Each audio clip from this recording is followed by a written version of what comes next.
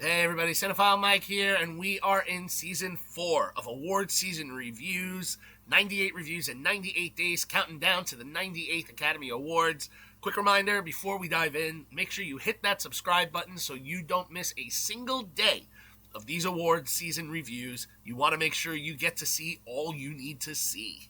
And today, it's a wrap on our third theme week, Netflix week. We've looked at 7 films that I hope have provided you with a little bit of a respite from the holiday chaos. These award-nominated flicks are right at the click of a button, hopefully no further than your living room. To wrap up this week, not lighthearted, but one that we are probably going to hear a lot about this season, as it is one of the front-running documentaries of the year.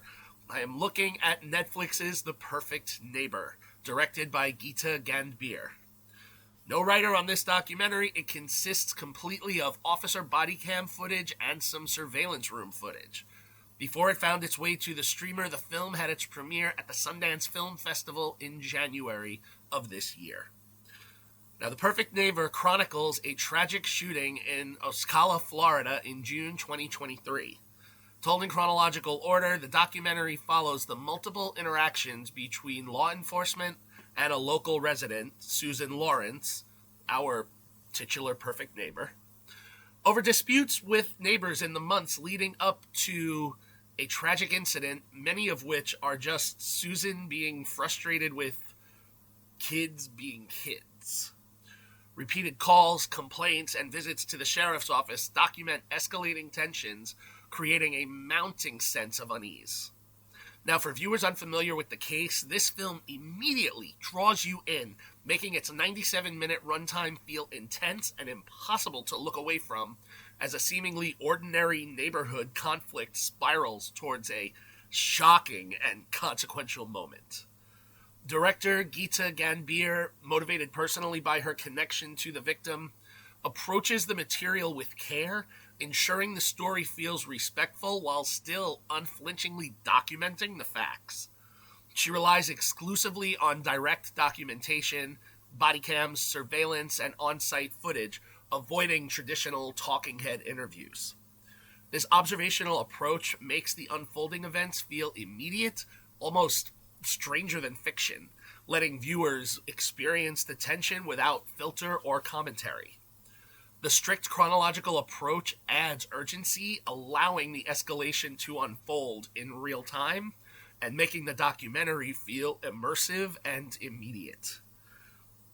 The extensive use of body cam and surveillance footage is highly effective, giving the events a cinematic yet uncomfortably authentic feel. You often think, this is something that can't really happen, and yet it does. Beyond capturing the incident itself, the film interrogates the legal framework that enabled it. Stand your ground laws, which allow individuals to use deadly force in self-defense without a duty to retreat, loom over the events and are shown as laws that can potentially be manipulated when convenient. The documentary subtly questions systemic bias, illustrating how laws and policies affect people differently, especially in high-stakes situations. Including this context in the film helps viewers unfamiliar with the law understand the stakes and the broader societal implications of this case. By refusing traditional interviews or voiceover commentary, Gandbir creates an immediacy reminiscent of last year's Oscar-nominated short documentary, Incident. The film balances the specific tragedy of the shooting with broader questions about justice, legality, and societal responsibility. While tightly focused on a single case, it prompts reflection on policy, accountability, and human behavior in ways that linger well beyond its 97-minute runtime. And while it's hard to say more without revealing outcomes, this is a documentary that stays with you long after the credits roll. Now, let's talk box office and awards. Again, as with most Netflix films, not all, because as we've learned this week, there are some with box office returns. This one, Box Office Mojo shows none. Critically, however, this is almost a perfect film to the critics, with 86 reviews currently showing The Perfect Neighbor with a 99% tomato meter. The popcorn meter, based on over 500 audience reviews, is a little bit lower at 81%.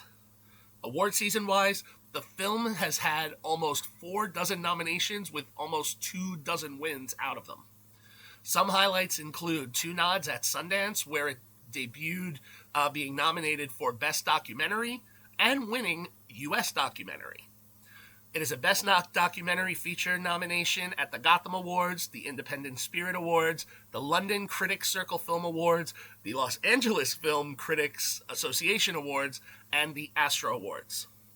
The Perfect Neighbor is also nominated for Best Editing at the Critics' Choice Awards, and finally, in addition to several other nods and wins at festivals, it had a strong showing at the Critics' Choice Documentary Awards, where it won 5 of its 6 nominations. It won for Best Documentary Feature, Best True Crime Documentary, Best Archival Documentary, Best Director, and Best Editing. The only one it didn't win there was Best Score. As for its Oscar chances, The Perfect Neighbor is a very strong contender for Best Documentary. I would almost say that it is one of the 2 frontrunners for the prize, with the other being, you know what, it's a little too soon and those things shift, so let's not get into that right now, because the other one could fall out of conversation. We don't know. Where do I land on The Perfect Neighbor? Disturbing, but effectively made 5-star film, possibly a contender for one of my top films of the year. Not sure yet. We still have a few days left in the year. I have a few more movies I have left to see, but I do recommend that you head over to Netflix to check this one out.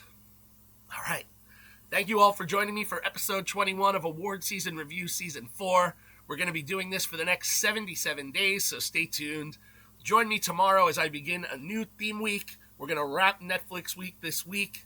Make sure that you like the video, subscribe to the channel, share it with your friends, drop your thoughts in the comments. You can follow me everywhere on social platforms, on Letterboxd, and of course, head over to my website, CinephileMike.com, for even more reviews and movie goodness. I'll be back tomorrow with the next review, but until then, this is Cinephile Mike saying take a break and watch something new.